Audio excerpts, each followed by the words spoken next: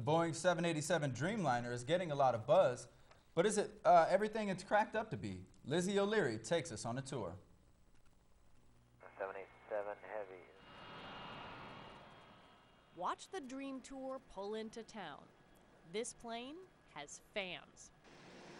The 787 Dreamliner is Boeing's baby, and we got to tag along for a ride. Morning.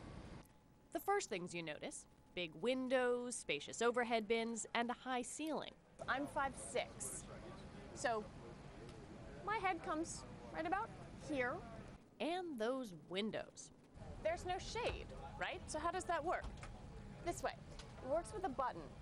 If you want it to be darker, you push this button and watch the window itself begin to get darker.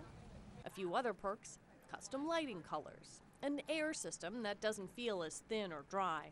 In flight, the plane is remarkably quiet, even in the cockpit. Its wings actually bend up and down, making for a smoother ride in the cabin. And a more efficient one.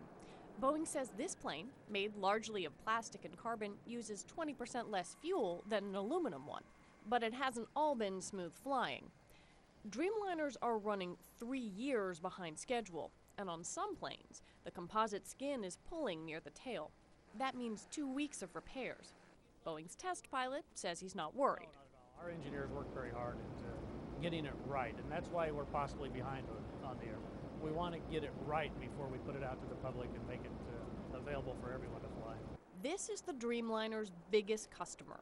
He's buying 74 of them at roughly $200 million apiece to lease to airlines. Oh, and he's 6'3" and says comfort was a big selling point. If the product is not attractive for the passenger, you, me, taking our family on travel or on business travel, the airplane doesn't work. He also brought along his bankers, who, shall we say, enjoyed themselves. What is it about this plane that makes people act like 8-year-olds? All planes are like this. It's the magic of flying.